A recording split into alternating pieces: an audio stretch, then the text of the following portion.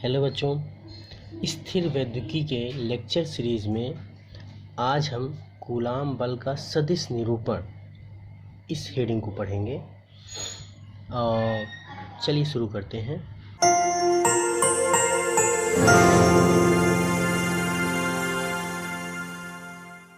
पिछले वीडियो में आप लोगों ने पढ़ा था कूलाम का नियम। कूलाम के नियम का सूत्र क्या होता है? या बराबर के Q1 Q2 upon R square. यहाँ पर फिर से एक बार देख लिया जाए, किन्हीं दो स्थिर बिंदु आवेशों के बीच लगने वाला आकर्षण अथवा प्रतिकर्षण बल दोनों आवेशों की मात्राओं के गुणनफल के अनुक्रमानुपाती होता है तथा उनकी बीच की दूरी के वर्ग के व्युत्क्रमानुपाती होता है। हम सदिश निरूपण इस हेडिंग में पढ़ेंगे इसकी वीडियो में। देखिए, सदिश निरूपण, सदिश से नाम पता चल रहा है। सदिश राशियाँ आपने पिछली कक्षाओं में पढ़ रखा है। सदिश राशियाँ किसे कहते हैं? वे राशियाँ जिनमें परिमाण के साथ साथ दिशा की भी आवश्यकता होती है, कौन सी कहलाती हैं? सदिश राशियाँ कहलाती हैं। अब क्योंकि कूलाम के नियम में बल क्या है? आपकी सदिश राशि है, तो उसका सदिश निरूपण किया जा सकता है। अगर अदिश राशि होती तो नहीं कर सकते थे। तो चलिए सदिश राशि होने के नाते इसका सदिश निरूपण किया जाए। सबसे पहले एक फिगर देखते हैं।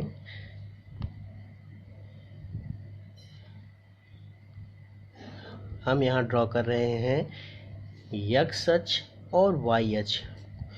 कोई भी आवेश एक्स अक्ष और वाई अक्ष या जेड अक्ष, इसको भी रख सकते हैं, इन्हीं तीनों के बीच में ही रखा जा सकता है। मानते हैं एक्स अक्ष और वाई अक्ष के बीच में कोई दो बिंदु आवेश Q1 और Q2 बिंदु आवेश रखे हुए हैं। अब इनको अगर हम मूल बिंदु से मिलाना चाहें तो ये इस तरह से मिलाएंगे। एरो का चिन्ह कहाँ रहेगा? जहाँ से निकलता है, जहाँ जिस दिशा की ओर जा रहा है वो एरो का चिन्ह बनाता है। पिछली कक्षाओं में हम लोगों ने पढ़ रखा है। तो ये एरो का चिन्ह ये दिखाएगा। अगर ये Q1 को मूल बिंदु के सापेक्ष हम मिलाते हैं तो इसको हम क्या दिखाते हैं? Vector R1। जो वेक्टर R1 क्या है?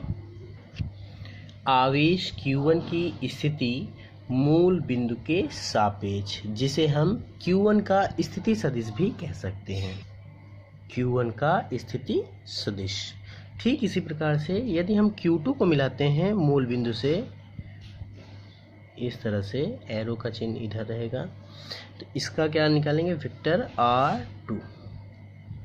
ठीक, इसको क्या लिख सकते हैं? आवेश Q2 की स्थिति मूल बिंदु के सापेक्ष, या जैसे पहले की तरह Q2 स्थिति सदिश। देखिए, एक बार फिर से रिवीजन देख लेते हैं। माना कोई दो स्थिर बिंदु आवेश Q1 और Q2 मूल बिंदु के सापेक्ष क्रमशः वेक्टर R1 और वेक्टर R2 दूरी पर स्थित हैं। वेक्टर R1 को हम क्या कहेंगे? आवेश Q1 की स्थिति मूल बिंदु के सापेक्ष और या Q1 की स्थिति सदिश, तथा वेक्टर R2 क्या कहेंगे? आवेश Q2 की स्थिति मूल बिंदु के सापेक्ष या Q2 का स्थिति सदिश। यहाँ पर ध्यान करने वाली बात है, देखिए, जहाँ से चलता है और जिधर की ओर जाता है हम इसी तरह से इसको दिखाते हैं। देखिए, ये मूल बिंदु से चल रहा है Q2 की ओर, या ये वाला देखिए ये मूल बिंदु से चल रहा है Q1 की ओर। तो हमने क्या लिखा है? आवेश Q1 की स्थिति मूल बिंदु के सापेक्ष, Q1 की स्थिति मूल बिंदु के सापेक्ष, Q2 की स्थिति मूल बिंदु के सापेक्ष। ठीक, क्लियर हुआ? अब अगर हम Q1 को Q2 से मिलाते हैं, Q2 को हमने Q1 की ओर मिलाया, Q2 से Q1 की ओर, तो यहाँ पर देखिए इसको हम किस तरह से दिखा सकते हैं? R12 या जहाँ vector R suffix 1 2 equal to Q1 की स्थिति Q2 के सापेक्ष, तथा फिर से यही चीज़ हमने क्या किया था? Q2 से Q1 को मिलाया था। इस बार एरो का चिन्ह हम क्या लगा सकते हैं? जस्ट अपोजिट साइड में Q1 का Q2 की ओर। तो इसका क्या हो जाएगा? Vector R21। ठीक, चेंज हो जाएगा। देखिए ये R12 और R21 क्यों लिखा जा रहा है? देखिए वेक्टर R1 का हमने क्या दिखाया था, Q1 की स्थिति मूल बिंदु के सापेक्ष, Q1 की स्थिति मूल बिंदु के सापेक्ष इधर की ओर जा रहा है, कहाँ से? मूल बिंदु से। ये सेम प्रोसेस यहाँ पर भी देखिए, Q2 की स्थिति मूल बिंदु के सापेक्ष Q2 की ओर जा रहा है, कहाँ से? मूल बिंदु से। यहीं ठीक इसी प्रकार से यहाँ पर भी देखिए, पहला एरो का चिन्ह Q2 से Q1 की ओर जा रहा है, तो Q1 की ओर आ रहा है। Q1 की स्थिति किसके सापेक्ष, कहाँ से आ रहा है? Q2 के सापेक्ष। ठीक, अब सेम प्रोसेस वेक्टर R21 क्या हो जाएगा, Q2 की स्थिति Q1 के सापेक्ष, Q1 के सापेक्ष। इन दोनों के बीच एक ऐसा सदिश बनाते हैं कैप R12। ये क्या है? एक एकांक सदिश। पिछली कक्षाओं में आप लोगों ने पढ़ रखा था एकांक सदिश किसे कहते हैं। चलिए फिर से एक बार रिवीजन कर लिया जाए। ये क्या करता है? केवल दिशा को बताता है। एकांक सदिश क्या करता है? केवल दिशा को बताता है। एकांक सदिश केवल दिशा को बताता है। अब ये हम क्यों ले रहे हैं, आगे चल के ये समझ में आ जाएगा आपको। देखिए ठीक इसी प्रकार से जैसे आपने क्या लिया, Q2 से Q1 की ओर वेक्टर R12 था, इसके लिए एकांक सदिश क्या हो गया आपका? Cap R12। यानी कि इसको हम क्या लिख सकते हैं? कैप R12 बराबर वेक्टर R12 का एकांक सदिश, तथा इसी प्रकार से cap R21 equal to vector R21 का एकांक सदिश। अब आगे चलते हैं। यहाँ पर ध्यान दीजिए, Q1 और Q2, जैसा कि आप जानते हैं कि अगर दो स्थिर बिंदु आवेश हैं Q1 और Q2, तो कूलाम के नियम के अनुसार उनके ऊपर या तो आकर्षण बल लगेगा या तो प्रतिकर्षण बल लगेगा। और बल लगेगा तो Q1 पर Q2 के कारण बल लगेगा और Q2 पर Q1 के कारण बल लगेगा, जो कि बल की दिशा को क्या दिखाएगा? विपरीत दिशा की ओर। ठीक है, 1 2। ये क्या हो रहा है? एरो का चिन्ह कहाँ है? बाहर की ओर, इस साइड। किसके कारण? Q2 के कारण। ये दिशा को बता रहा है कि Q2 इस पर बल लगा रहा है। और Q1, ये यहाँ पर डायरेक्शन देखिए, इसका एरो का चिन्ह कहाँ है? Just opposite. ये क्या दिखा रहा है? केवल बल की दिशा को। अभी ये प्रूफ नहीं हुआ कि ये विपरीत दिशा में बल लगाता है, केवल बल की दिशा को बता रहा है कि ये Q1 से लगने वाला बल इधर जा रहा है और Q2 से लगने वाला बल इधर। ठीक, क्लियर हुआ? अब ये चीज़ कैसे लिखेंगे? यहाँ पर देखिए, vector F suffix 21 equal to आवेश Q2 पर Q1 के कारण बल। ठीक, विपरीत दिशा वगैरह कुछ नहीं लिखा है ना। Vector F suffix 21 equal to आवेश Q2 पर Q1 के कारण बल। ठीक इसी प्रकार से vector F suffix 1 2 equal to आवेश Q1 पर Q2 के कारण बल। क्लियर हुआ यहाँ तक? अब देखिए, जैसा कि आप लोग जानते हो, बल क्या है? आपकी सदिश राशि है। सदिश राशियों के लिए क्या होता है? परिमाण के साथ साथ दिशा की भी आवश्यकता होती है ना। अदिश राशि में क्या होता है? केवल परिमाण की आवश्यकता होती है। परिमाण क्या होता है? किसे कहते हैं परिमाण? परिमाण मुख्यतः लंबाई को व्यक्त करता है, यानी कि दूरी को व्यक्त करता है। ठीक है, तो बल जो कि एक सदिश राशि है, उसके लिए क्या होगा? परिमाण के साथ साथ दिशा की भी आवश्यकता होती है। अगर यहाँ पर बात करें Q1 पर लगने वाला बल, F suffix vector F suffix 1 2, इसके लिए क्या आ जाएगा आपका? K Q1 Q2 upon R square. ये क्या है आपका? बल। यहाँ पर परिमाण इसकी काउंटिंग की जाएगी। क्यों? क्योंकि कूलाम के नियम के अनुसार।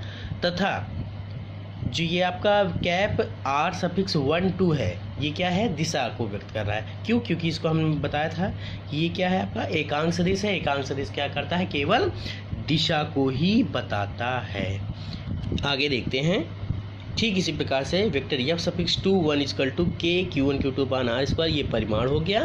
लेकिन यहाँ पर क्या हो गया? आपकी दिशा को कैप R सफिक्स 2 1, यहाँ पर 1 2 था क्यों? क्योंकि चित्र में आप देख रहे हैं एरो का चिन्ह इधर है, कैप आर सफिक्स 1 2 की इस साइड हो गया, इसका हो जाएगा कैप आर सफिक्स 1 2 और इसका क्या हो जाएगा कैप आर सफिक्स 2 1।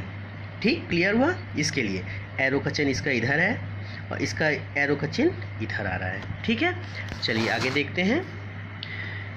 दोनों क्लियर हो गए आपको? इसको समीकरण 1 बनाते हैं और इसको समीकरण 2।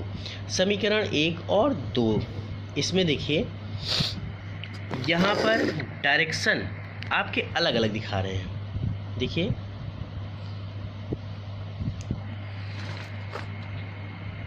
यहाँ पर जैसे आपने लिखा है, अब एक चीज़ देखते हैं, जैसे x एक्सिस और y एक्सिस में हम दिखा रहे थे, ये Q1 हो गया और ये Q2 हो गया।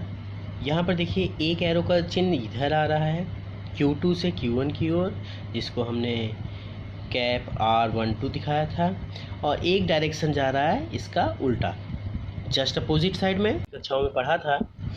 अब इसमें देखते हैं इसका क्या हो जाएगा कैप R21। देखिए एरो के चिन्ह अलग अलग है ना, एक की दिशा ये बता रहा है, एक की दिशा ये। बल की बात नहीं कर रहा हूँ मैं, बल की बात नहीं कर रहा हूँ कि ये यहाँ पर देखिए इसका एरो की बात करें 2 से 1 की ओर, 1 से 2 की ओर। इसलिए यहाँ पर हम ये दिखा सकते हैं कि ये जो एकांक सदिश है दिशा की बात कर रहा है। यहाँ पर ध्यान रखिएगा, ये क्या दिखाता है? दिशा को दिखाता है। इसलिए cap R suffix 1 2 equal to minus cap R suffix 2 1। ठीक, दिशा को बता रहा है, ध्यान रखिएगा। ये एकांक सदिश है और जो क्या दिखाता है? दिशा को बताता है। तो यहाँ पर समीकरण 1 में अगर हम ये मान रख दें कैप आर सफिक्स 2 1, तो ये क्या हो गया? देखिए समीकरण 1 में मान रखने पर क्या प्राप्त हो रहा है आपको? Vector F suffix 1 2 equal to K Q1 Q2 upon R square into minus cap R suffix 2 1। तो इसका मान क्या हो जाएगा आपका? वेक्टर एफ सफिक्स 1 2 के माइनस पहले लगा देंगे Q1 Q2 upon R square into cap R21। यहाँ पर ध्यान दीजिए, ये आपका समीकरण 2 है, पूरी तरीके से हो गया है, केवल चेंजिंग क्या हो रही है? माइनस का चिन्ह। तो अगर समीकरण 2 से हम लिखना चाहें तो ये क्या दिखा रहा है यहाँ पर? समीकरण 2 से अगर कंपेयरिंग करेंगे तो क्या होगा? केवल माइनस का चिन्ह जो ये अलग से यहाँ पर जोड़ रहा है, बाकी तो दोनों बराबर हो गए, लेकिन ये माइनस का चिन्ह आ गया। अब ये माइनस का चिन्ह क्या प्रदर्शित कर रहा है? आपने पढ़ा था न्यूटन का गति विषयक तृतीय नियम। क्या पढ़ा था? इसको क्या कहते हैं? क्रिया प्रतिक्रिया का नियम। फिर से एक बार देख लीजिए, भूल गए होंगे शायद से आप लोग। यदि किसी वस्तु पर कोई वस्तु बल लगाती है तो वह वस्तु भी विपरीत दिशा में उस पर बल लगाती है, जिसे हम क्या कहते हैं? क्रिया प्रतिक्रिया का नियम। यानी कि हम कह सकते हैं कि कूलाम बल का सदिश निरूपण न्यूटन के गति विषयक तृतीय नियम अर्थात क्रिया प्रतिक्रिया के नियम को पूरी तरह से संतुष्ट करती है या पालन करती है। ठीक है, आशा है आपको वीडियो समझ में आया होगा।